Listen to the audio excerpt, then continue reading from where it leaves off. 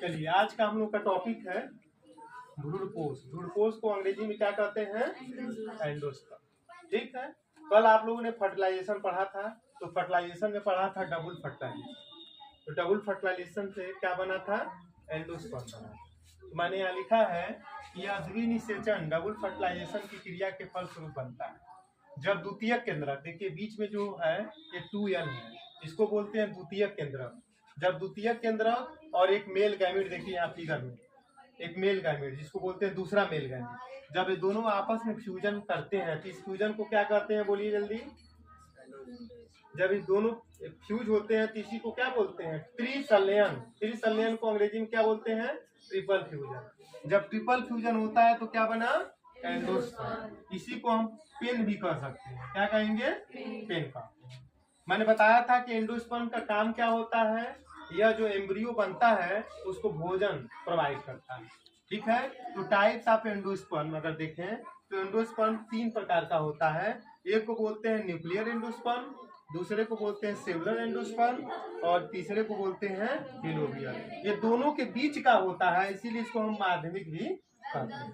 अब आइए आप फिगर से समझते हैं कि केंद्रकीय भ्रूणकोष क्या होता है। इस प्रकार के भ्रूणकोष में क्या होगा?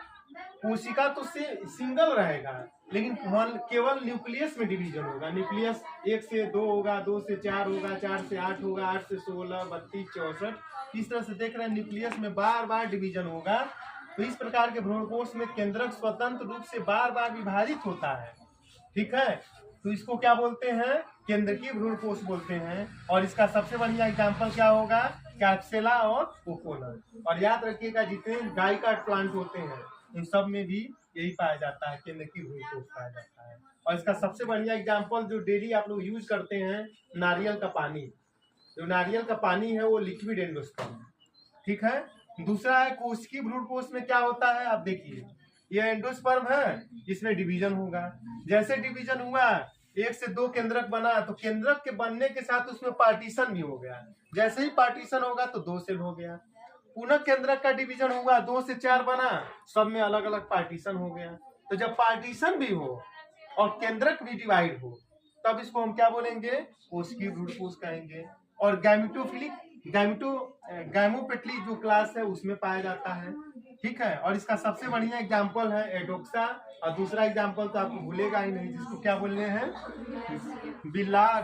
बिलार्सिया। क्या कहेंगे? बिलार्सिया। और हिलोबियल जो है इन दोनों के बीच का होता है। हिलोबियल में क्या होगा कि एक बार न्यूक्लियस डिवाइड होगा, एक बार